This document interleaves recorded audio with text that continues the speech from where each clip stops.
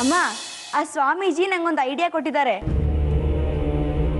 ಯಾವುದೋ ಒಂದು ಕನ್ಯೆಗೆ ತಾಳಿ ಕಟ್ಸಿದ್ರೆ ಆಯ್ತು, ಕಂಟಕ ಪರಿಹಾರನೂ ಆಗುತ್ತೆ, ನಮ್ಮ ಅಣ್ಣನ ಸಂಸಾರನೂ ಉಳಿಯುತ್ತೆ.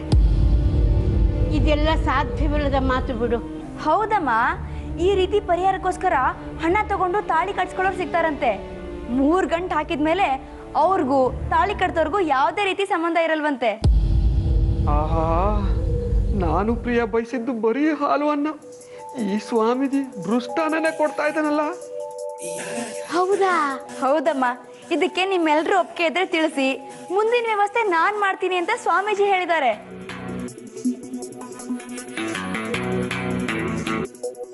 ಆ ಸ್ವಾಮಿಗಳು ಹೇಳ್ದಂಗೆ ಪರಿಹಾರ ಮಾಡಕ್ ಹೋದ್ರೆ ತಾಳಿ ಕಟ್ಟೋದಲ್ಲ, ನಮಗೆ ನಾವೇ ಕಲ್ ಕಟ್ಕೊಂಡು ಬಾವಿಗೆ ಹಾರ್ಕೊಂಡಂಗೆ. ಅಲ್ರಿ, ಒಂದು ಮಾತು ಕೇಳ್ತೀನಿ, ತಾಳಿ ಕಟ್ಸ್ಕೊಳ್ಳೋ ಪುಣ್ಯಾತ್ಕಿತಿ ತಾಳಿ ಕಟ್ಟಾದ್ಮೇಲೆ ರಾಘವನ್ ಮುದ್ದು ಮುಖ ನೋಡ್ಕೊಂಡು ಕಾಲಿಗೆ ನಮಸ್ಕಾರ ಮಾಡ್ಕೊಂಡು ಹಾಗೆ ಹೊಟ್ಟೋಗ್ತಾಳೆ ಅಂತ ತಿಳ್ಕೊಂಡಿದ್ದೀರಾ? ಓಹೋ, ನೀವು ಸರಿ. ಮದುವೆ ಆದ್ಮೇಲೆ ನಾನು ಅವನ ಜೊತೆನೇ ಇರ್ತೀನಿ ಅಂತ ಉಲ್ಟಾ ಹೊಡೆದ್ಬಿಟ್ರೆ, ಆಸ್ತಿಲ್ ಪಾಲ್ ಬೇಕು ಅಂತ ಜಗಳ ಮಾಡಿದ್ರೆ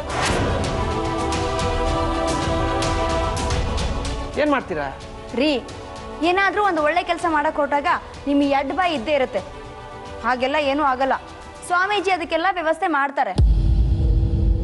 ಯಾರು ವ್ಯವಸ್ಥೆ ಮಾಡಿದ್ರೇನ್ರಿ? ನಿಮ್ಗೇನ್ರಿ ಬಾಳ್ವೆ ಮಾಡದೆ ತಾಳಿ ಕಟ್ಟಿಸ್ಕೊಳಕ್ ಒಬ್ಳು ಕನ್ಯೆ ಬೇಕು ಅಷ್ಟೇ ತಾನೇ? ಅದಕ್ಕೆ ಗುರ್ತು ಪರಿಚಯ ಇಲ್ದವ್ರನ್ನ ಕರ್ಕೊಂಡ್ಬಂದು ತಾಳಿ ಕಟ್ಟಿ ರಿಸ್ಕ್ ತಗೋಬೇಕು? ಅಲ್ಲ ರೀ, ಕೈಯಲ್ಲಿ ಬೆಣ್ಣೆ ಇಟ್ಕೊಂಡು ತುಪ್ಪಕ್ಕೋಸ್ಕರ ಊರೆಲ್ಲ ಅಲ್ದಾಡ್ತಿರಲ್ಲ, ಏನ್ ಹೇಳ್ಬೇಕು ನಿಮ್ಗೆ? ಅಂದ್ರೆ ಅಂದ್ರೆ ನಮ್ ಪ್ರಿಯ ಇಲ್ವಾ?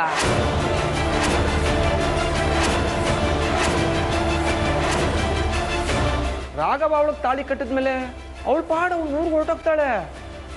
ಅಪ್ಪ ಅಮ್ಮ ಇಲ್ದವರು ಅನಾಥೆ, ಆಸ್ತಿ ಗೀಸ್ತಿ ಅಂತ ಜಗಳಕ್ಕೆ ಬರೋದಿಲ್ಲ. ಯೋಚನೆ ಮಾಡಿ. ಅಳಿಯಂದ್ರೆ ಏನ್ ಹೇಳ್ತಾ ಇದ್ದೀರಾ? ಇರೋದ್ರಲ್ಲೇ ಬೆಸ್ಟ್ ಆಪ್ಷನ್ ಹೇಳ್ತಾ ಇದ್ದೀನಿ ಅತ್ತೆಮ್ಮ. ಅಲ್ಲ ಅಳಿಯಂದ್ರೆ, ಸ್ವಾಮೀಜಿಗಳೇ ಒಂದು ಒಳ್ಳೆ ವ್ಯವಸ್ಥೆ ಮಾಡ್ತೀನಿ ಅಂದಿದಾರಲ್ಲ, ಮತ್ಯಾಕಂಥ ಒಳ್ಳೆ ಹುಡುಗಿ ಬಾಳನ್ನ ಹಾಳು ಮಾಡಬೇಕು? ಅಯ್ಯೋ ಅತ್ತೆಮ್ಮ, ನನ್ನ ಮಾತೇ ಅರ್ಥ ಆಗ್ತಿಲ್ವಲ್ಲ ನಿಮ್ಗೆ? ನಮ್ಗೆ ಗೊತ್ತಿರೋ ಹುಡುಗಿ ಮುಂದೆ ರಿಸ್ಕ್ ಇರೋದಿಲ್ಲ. ಹೋಗ್ಲಿ ಅತ್ತೆಮ್ಮ, ಯಾರು ಸಿಗ್ಲಿಲ್ಲ ಅಂದ್ರೆ ಲಾಸ್ಟ್ ಆಪ್ಷನ್ ಪ್ರಿಯನ್ ಇಟ್ಕೊಳ್ಳೋಣ. ಅಳಿಯಂದಿರೆ, ತಂಗಿ ಬದುಕು ಅನ್ನೋದನ್ನು ಯೋಚನೆ ಮಾಡದೆ ಮಾತಾಡ್ತಾ ಇದ್ದೀರಲ್ಲ.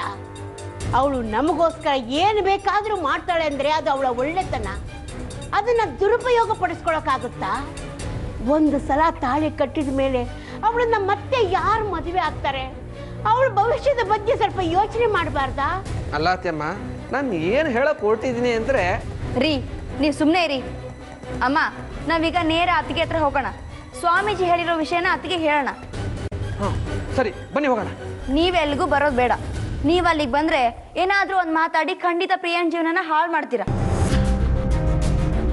ಬಾ ಅಮ್ಮ, ಹೋಗೋಣ. ಅಯ್ಯಯ್ಯೋ, ಸಿಕ್ಕಿರೋ ಅವಕಾಶನ ಉಪಯೋಗಿಸ್ಕೊಳಕ್ಕಾಗ್ಲಿಲ್ವಲ್ಲ. ರಾಘವನ್ ಜೊತೆ ಪ್ರಿಯನ್ ಮದ್ವೆ ಕನ್ಸಾಗೆ ಉಳಿತಾ ಇದೆ. ಏನು ಮಾಡೋದು ಇವಾಗ? ಫಸ್ಟು ಹೋಗ್ತಾ ಇರೋ ವಿಷಯನ ಪ್ರಿಯಂಗೆ ಹೇಳ್ಬೇಕು, ಅವಳಾದ್ರೂ ಏನಾದರೂ ಮಾಡ್ಬೋದು.